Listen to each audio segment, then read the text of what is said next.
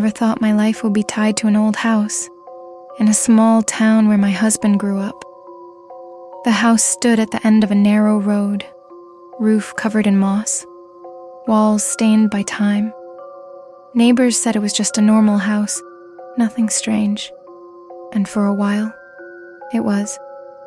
At least, until I gave birth to my first child. That night, I was exhausted after a difficult labor. My baby girl slept soundly in her crib by the second-floor window. Outside, the town was silent, so quiet I could hear the insects chirping in the grass. I lay in bed, glancing at her now and then. A fragile warmth filled me, love mixed with fear. Around midnight, I woke up. Something felt wrong. The room was dark. Only the pale light of the moon slipped in through the glass. And then, I saw it. A hand, pressed flat against the window. The hand was unnaturally large. Long fingers spread wide, blocking the light. I froze. My heart pounded so hard it hurt. That window was on the second floor. Outside was nothing but empty yard. No one could stand there. No one. Yet, the hand was there. Before I could scream, it vanished. And in its place, a figure, the shape of a man, tall, thin, slightly hunched, moving slowly across the window. I clutched my baby against my chest, barely breathing. I didn't close my eyes again until the morning light broke. The days after, the house changed. It started with small sounds, a faint knock from the kitchen, a dragging noise across the floor. Every time I checked, nothing. But the moment I turned away, the sounds returned. My husband never heard them. He kept saying, "It's just the wind," or a stray cat. But deep down, I knew it was something else. Years later, when my daughter was 7 or 8, we were eating dinner when she suddenly said, "Mom, I keep dreaming of a man standing outside my window. He looks in at me, but his face is all dark. I can't see it." My stomach turned cold. It was the same window where I had once seen that hand. Before I could reply, my husband's aunt, who'd lived in this town her whole life, set her chopsticks down. Her eyes drifted toward the yard, and she spoke slowly. "You're not the first to see him. Years ago, a beggar froze to death on this very land, right near the fence, behind the house. They buried him quickly. No prayer, no warmth. Maybe his soul never found the way out." She paused, then added, "An old neighbor once swore she heard knocking on her door every night, 3 times. Always 3. But when she opened it, no one was there. Only a faint handprint left on the glass. Another family lived here once. They had a dog. The dog barked at the second-floor window every night, growling until his throat went raw. They couldn't take it. They sold the house and left. People say he isn't violent. He only wanted someone to notice him. He only wanted a family's warmth, something he never had when he was alive." Her words sent a shiver through me, fear mixed with pity. Maybe he was just looking for a place to belong, and maybe it was mercy that I never saw him again, because I like to believe that after all those years he finally found his way out.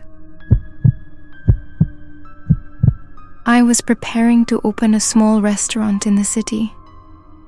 Wanting someone I could trust to help me manage it, I brought a cousin of mine from the countryside. I rented a fairly large space. It even had a back room where she could stay. A place for her to live, and at the same time, convenient for work. At first, everything seemed fine, but after her very first night there, the story she told me was truly horrifying. That night, after eating and cleaning up, she went to bed. The room still carried the faint smell of fresh paint and plaster. Light from the hallway outside slipped through the crack under the door, stretching into a thin, pale line. She said that just as she was drifting off, she heard a sound. Clop, clop. High heels, soft, slow, and echoing just outside the door. She opened her eyes in shock. The room was silent, but then the sound came again, steady, rhythmic, as if someone was walking back and forth. And then, another noise. Click, click, like someone opening and closing a lipstick tube. A tiny sound, yet chilling. The heels moved farther away, then came closer again. At times they stopped right outside her door. She held her breath, her whole body stiff, afraid to move. There was no one outside, no tenants upstairs. So where did those sounds come from? She said the fear was suffocating. She didn't dare step outside. Instead, she turned on every single light in the room, the desk lamp, the ceiling light, even the bathroom light. The entire room glowed bright in the middle of the night, but still, the sound of heels never stopped, walking away, then returning, far, then near. That night, she curled up on the bed, eyes wide open. The fear stretched on until her body gave out from exhaustion. She finally drifted off, under the harsh light of the bulbs, while still hearing the heels fading into the distance.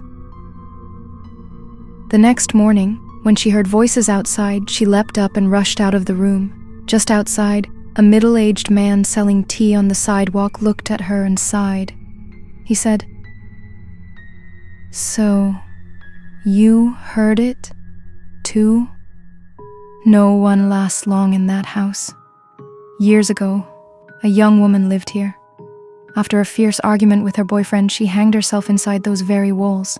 Since then, people say you can hear her high heels walking the halls at night. My cousin told me this story, her face pale, and she whispered only one thing. I can't stay here another night." A chill ran down my spine as I listened, but the place was already rented, the deposit already paid. I had no choice but to continue. The next night, I decided to stay in that room myself, to see if what she said was real. I left the lights on, sat still, and listened.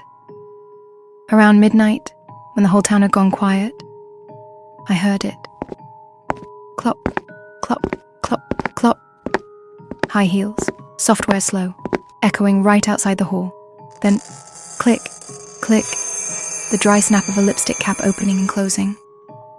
I stared at the faint strip of light under the door. The lamp inside still glowed bright, but outside, I saw a shadow pass, tall, thin, hair falling long over her shoulders. I froze, sweat ran down my back. The door never opened, but the footsteps, the lipstick clicks remained. So close, just a few steps away from me. That night, I didn't sleep, and when the sky finally turned pale, I gathered my things and left the house with my cousin. I contacted the landlord and told him everything, but he brushed it off, avoided my questions, and refused to return my deposit. The restaurant, I never opened it, because sometimes no amount of money or dreams can make you stay in the presence of a restless soul. My wife and I rented a small apartment on the 3rd floor of an old building in the middle of the city. It had 2 bedrooms, a modest living room just big enough for a small sofa, and 1 bathroom tucked in the corner, its wall directly touching the apartment next door. At first, everything seemed normal. The building was a little damp. The hallways often carried a faint moldy smell, but overall, it was quiet. Most residents worked all day and kept to themselves. At night, the place felt almost deserted. The first strange thing happened late one night. I had been out drinking with co-workers, stumbling home well past 2 a.m. Half drunk, I staggered into the bathroom. That was when I heard it. Scrape, scrape, drag, creak. The unmistakable sound of a wooden chair being pulled across the floor. It came from the other side of the wall, right where the next apartment was. I paused, listening, but my head was spinning from the alcohol. I brushed it off, thinking a neighbor was moving something, and went to bed. A week later, I was watching a movie late at night when my wife went into the bathroom. A few minutes later, she stepped out, pale, her voice trembling. Did you hear that? I swear I heard the sound of a chair being dragged, right next door. My stomach dropped, but I tried to keep my voice steady. I've heard it before, too. It's probably just the neighbors, nothing strange. Her eyes widened. She snapped at me. Are you insane? That apartment is empty. No one lives there. I froze, and then I remembered. When we first viewed this place, the landlord told me the unit next door had just been renovated, but it hadn't been rented out yet. My wife and I just stood there, staring at each other. The silence in the bathroom seemed heavier than before, as if the wall itself was breathing cold air into the room. That night, she insisted we move out. She said she couldn't stay alone here anymore, not after hearing it herself. Within a few days, we packed up and left for another building nearby. This story doesn't have ghosts showing up in mirrors.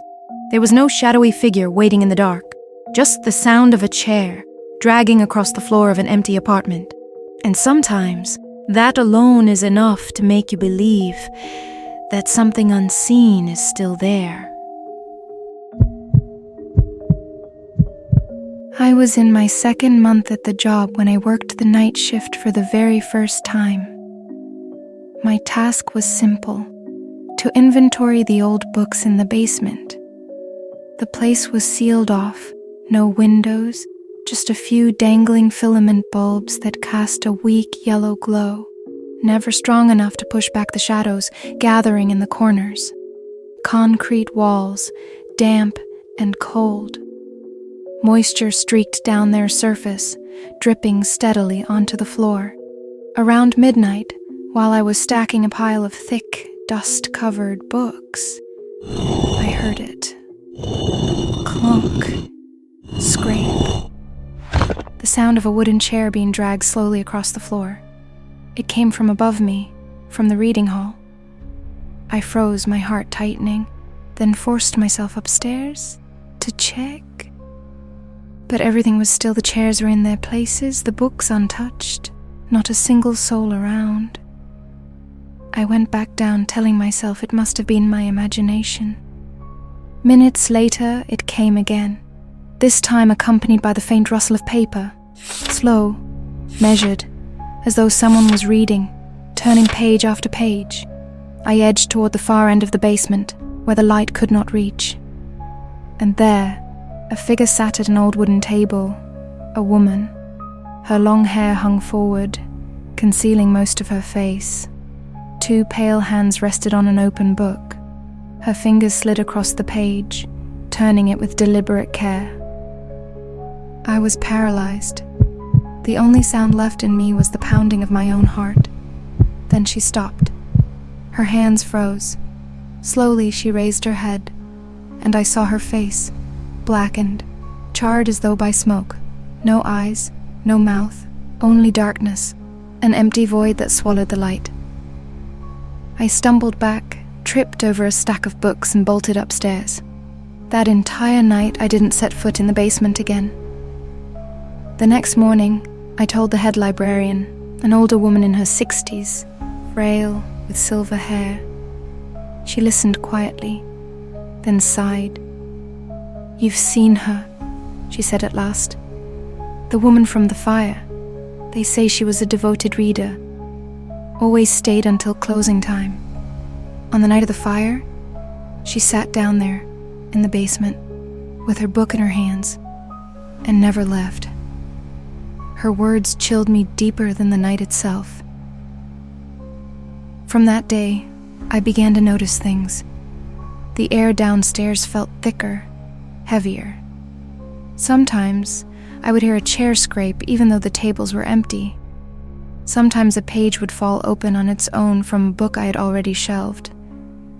One night, I found an old ledger lying open on the table. It was the library's log from the 1920s, listing visitors' names. The page was stopped on a single name, a woman's, underlined in faded ink.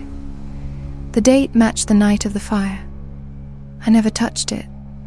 I still work there, but whenever I step into the basement, I keep my distance from that corner table. Even so, I know she's there. On some nights, she's still turning pages, silently, patiently, in the dark. This story is not meant to frighten anyone. It is simply what I lived through. And maybe, just maybe, there are souls who never leave the habits they loved most, not even after death.